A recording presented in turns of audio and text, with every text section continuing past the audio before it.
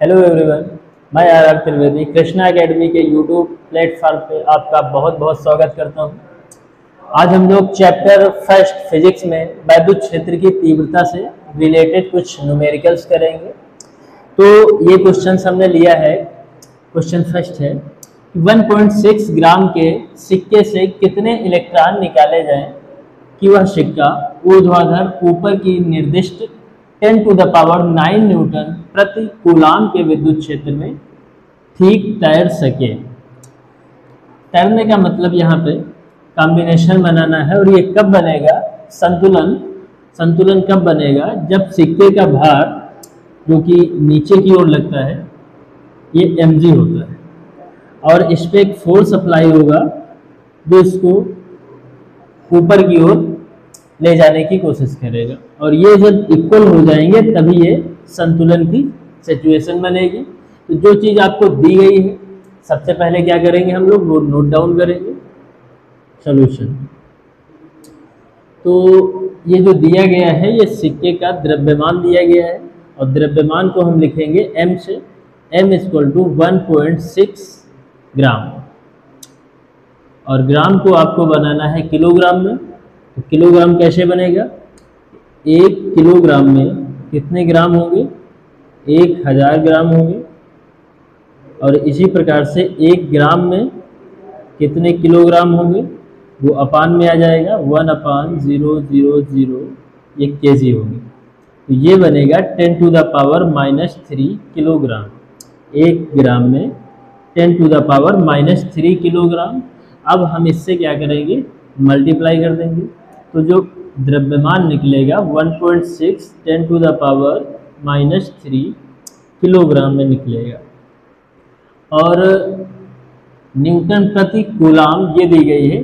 और न्यूटन प्रति कूलाम क्या है? ये वैद्युत क्षेत्र की तीव्रता है और 10 टू द पावर 9 न्यूटन प्रति कूलाम।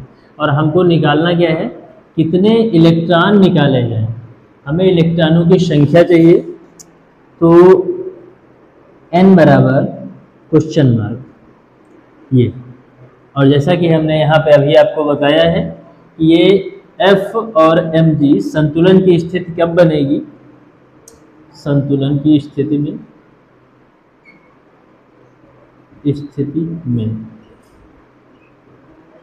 तो संतुलन की स्थिति तब बनेगी जब जो mg है उसका भार और फोर्स दोनों ही सेम हो जाएंगे, इक्वल हो जाएंगे, तब वो संतुलन की स्थिति बनेगी। और F अगर हम वैद्युत क्षेत्र की तीव्रता जो होती है उसकी परिभाषा देखें, E इक्वल टू होता है F/Q। तो यहाँ से F क्या निकलेगा? QE मल्टीप्लाई हो जाएंगे। तो ये बनेगा F बराबर हो जाएगा QE या फिर यहाँ पे लिख सकते हैं EQ। ये हो जाएगा mg। यहाँ पे लिख लेना E बराबर F/Q। अब जो चीज़ें आपको पता है वो यहाँ पे लिखेंगे, लेकिन उससे पहले भी हम क्या करेंगे? Q इक्वल टू होता है NE, क्योंकि Q इक्वल टू NE ये आपको आवेश में पढ़ाया गया है। तो E इंटू Q के स्थान पे हम रखेंगे NE और इक्वल टू हो जाएगा mg। ये तो फार्मूला बन के आया है। अब इसमें सारी वैल्यूज आपको रखनी है जो कि हम इधर रखेंगे। तो E की वैल्यू क्या है? 10 to the power 9 into n into E। और E क्या है? एक इलेक्ट्रॉन पे आवेश जो कि होता है 1.6 इंटू 10 टू द पावर -19 और इक्वल टू क्या आएगा? m इंटू जी। और m आपने निकाला है अभी 1.6 10 टू द पावर -3 और इंटू जी की वैल्यू क्या है? जी ग्रेविटेशनल एक्सेलरेशन होता है और इसकी वैल्यू है 9.8। 1.6 और 1.6 यहाँ से कैंसिल कर सकते हो। तो n into 10 to the power -19 से 9 माइनस हो जाएगा, क्योंकि माइनस और प्लस माइनस हो जाते हैं। तो ये बचेगी माइनस की 10 टू द पावर -3 इंटू 9.3। ये कहाँ जाएगा? ये इंटू में है तो इक्वल टू के उधर अपान में चला जाएगा। बचेगा क्या? 10⁻⁻10। ये माइनस की पावर है, इसको ऊपर ले जाएंगे हम तो इसका साइन चेंज होगा और प्लस हो जाएगा 9.8। अब 9.8 इंटू पावर कितनी बचेगी, प्लस और माइनस होके माइनस हो जाएगी और ये पावर बचेगी 7। तो ये नंबर ऑफ इलेक्ट्रॉन्स आए हैं और इलेक्ट्रॉन्स का कोई यूनिट नहीं, यहाँ पे सिर्फ इलेक्ट्रॉन लिख सकते हो। ये इलेक्ट्रॉन्स आए हैं। 1.6 ग्राम का आप सिक्का लेंगे जब, तो उसमें से कितने इलेक्ट्रॉन निकाले जाएं ये पूछा जा रहा है आपसे। तो इसके लिए क्या किया हमने उसका द्रव्यमान लिख लिया, द्रव्यमान को हमने किलोग्राम में चेंज किया है 10⁻³ से मल्टीप्लाई करके। उसके बाद ई जो वैद्युत क्षेत्र की तीव्रता है इसकी वैल्यू लिख ली है। अब ये ठीक तैर सके, तैरेंगे कब, जब इनमें संतुलन बने रहेगा। उसके लिए संतुलन की स्थिति हमने लगाई है F बराबर mg, और F बराबर mg, F बराबर होता है QE, यहाँ से Q बराबर Ne रख दिया है, उसके बाद यहाँ पे वैल्यूज रख दी और वैल्यूज उसके बाद कैलकुलेट किया है इसको, और ये चीज़ n बराबर आया है 9.8 और 10⁻7। ठीक है।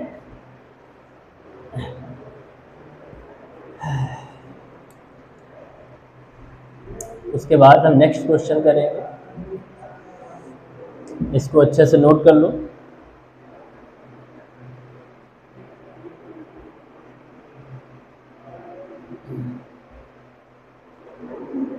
ओके, कोई प्रॉब्लम हो तो कमेंट सेक्शन में बता सकते हो।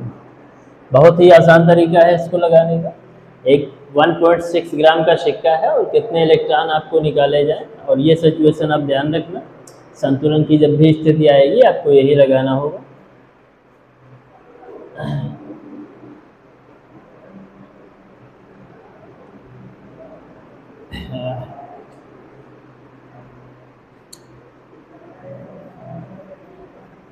नेक्स्ट क्वेश्चन की तरफ बढ़ेंगे।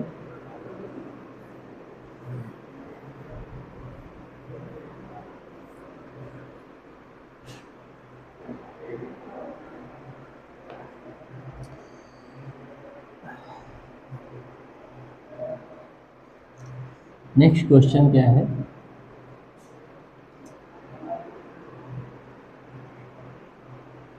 एक हीलियम नाभिक के कारण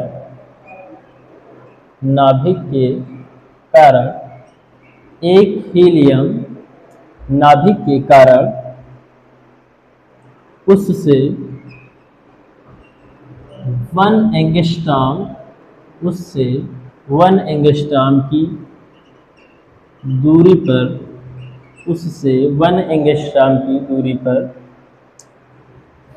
वैद्युत क्षेत्र की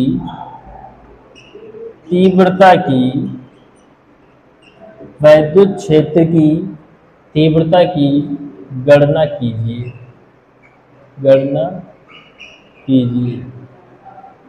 ये क्वेश्चन है और कैसे सॉल्व करेंगे इसको। तो देखो, वैद्युत क्षेत्र की तीव्रता पे बेस्ड हम क्वेश्चन पढ़ रहे हैं।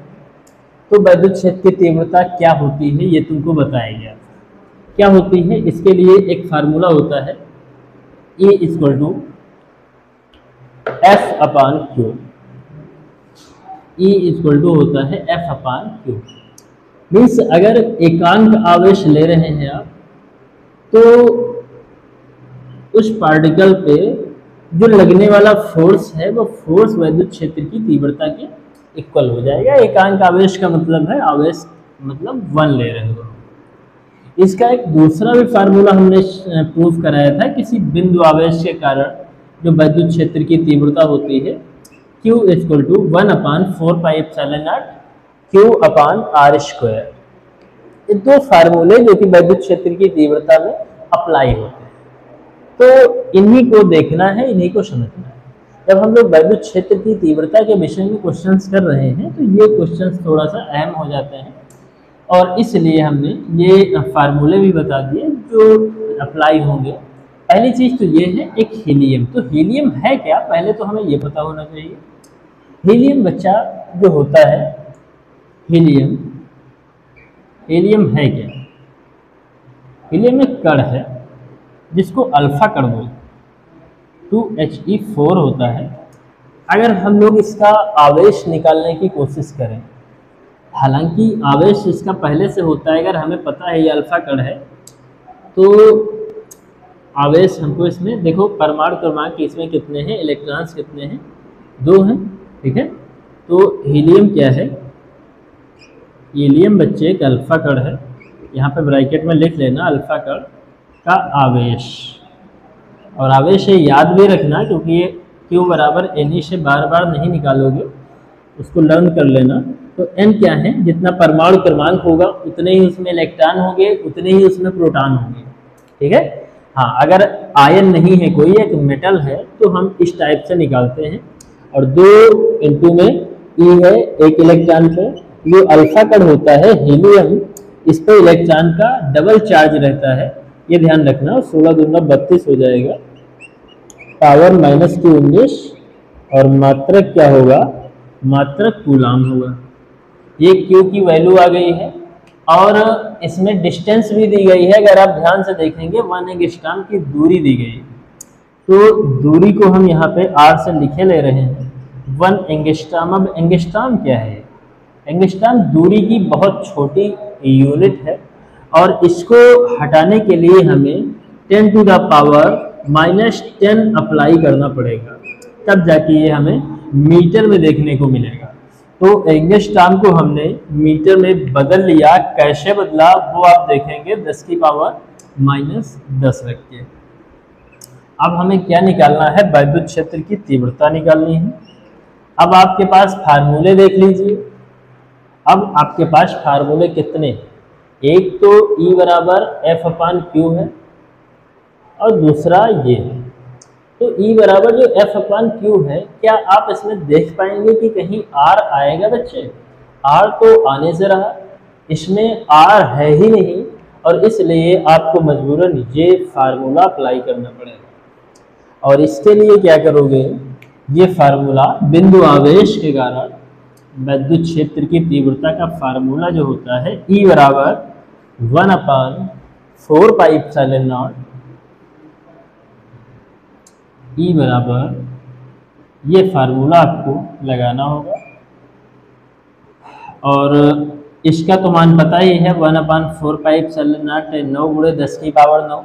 और Q की वैल्यू क्या होती है बच्चे, Q की वैल्यू ये दी गई है 3.2 10 की घात -19, और बटे में R स्क्वायर, और R है 1 × 10 की घात -10। एक अगर हटा भी दोगे तब भी कोई फर्क नहीं पड़ेगा, और 1 × 10 की घात, क्योंकि ये स्क्वायर है इसलिए डबल मल्टीप्लाई किया है। और इनकी मल्टीप्लाई करेंगे अंकों की, तो 9 दूनी 18, और 9 त्रिक 27, और 1 28, और पॉइंट है एक अंक के बाद, तो हमने 28.8 कर लिया। उसके बाद 19 से 9 पावर माइनस कर देंगे, क्या बचेगी, -10 बचेगी। नीचे क्या है, नीचे तो 10 × 10 की पावर -10, 10 × 10 की पावर -10, एक पावर काट दें हम, यहाँ 1 × 1 था तो 1 × 1 तो वही रहेगा। नीचे से ऊपर जाएगी पावर, तो क्या हो जाएगी, +t हो जाएगी, क्योंकि माइनस ऑलरेडी है। तो ये कितना बचेगा, 28.8 10 की पावर +t है, और +10, ठीक है। उसके बाद अगर आप इसको एक अंक के बाद यहाँ पॉइंट लगाना चाहें, तो पावर क्या हो जाएगी, इसकी पावर बच्चे हो जाएगी, यहाँ पे पॉइंट बाईं तरफ खिसक रहा है, तो पावर एक क्या हो जाएगी, बढ़ जाएगी। माइनस में होती तो घट जाती, इसमें है तो बढ़ गई। और ये इसका यूनिट क्या होता है, वैद्युत क्षेत्र की तीव्रता का जो यूनिट है, E = 2.88 × 10⁻11 न्यूटन प्रति कूलम। ये आपका आंसर आया है। एक बार फिर से देखोगे कैसे किया है हमने। एक हीलियम है जो नाभिक के कारण उससे 1 एंगस्ट्रॉम की दूरी पर हमें वैद्युत क्षेत्र की तीव्रता फाइंड करनी है। अगर यहाँ पे इलेक्ट्रॉन होता तो हम लोग इलेक्ट्रॉन के बेस पे लगाते, और यहाँ पे जो आवेश है वो यहाँ पे सिर्फ 1.6 यूज करते, जो कि यूजुअल होता है कि इलेक्ट्रॉन पे। लेकिन यहाँ पे आपको एक हीलियम दिया गया है, ये ना कह के अल्फा कण भी कहा जा सकता है, क्योंकि जो हीलियम होता है इसी को हम लोग क्या कहते हैं, अल्फा कण कहते हैं। तो हीलियम का जो प्रतीक है, सिंबल है 2He4 होता है।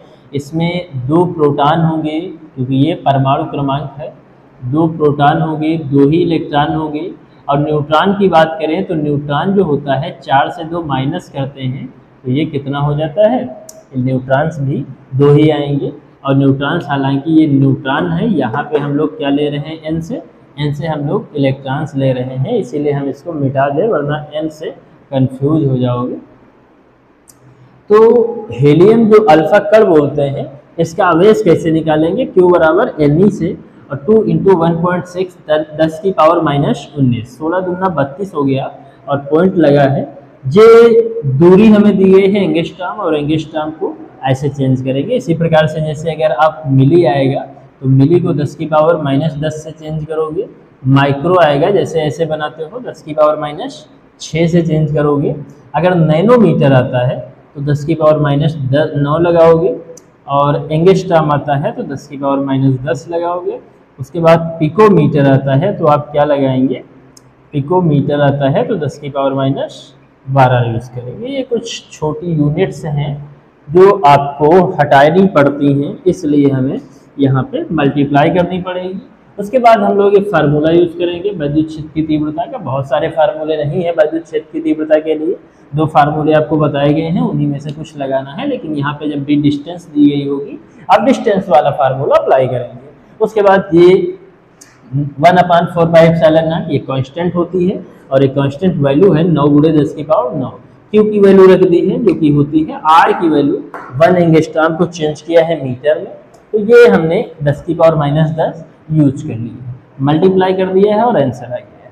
ठीक है, तो इस टाइप के क्वेश्चन बहुत ही आसानी जो है आप यूज कर पाएंगे क्वेश्चंस को, न्यूमेरिकल्स को फार्मूले में। तो इस टाइप के क्वेश्चन पढ़ते रहिए और भी सॉल्व करिए, और हम आपको और सॉल्व कराएंगे। ठीक है, मिलते हैं कुछ और क्वेश्चन के साथ किसी और वीडियो में। तब तक के लिए आप लोग चैनल को सब्सक्राइब करिए, और वीडियो अच्छा लगा हो तो लाइक ज़रूर करना। Thank you.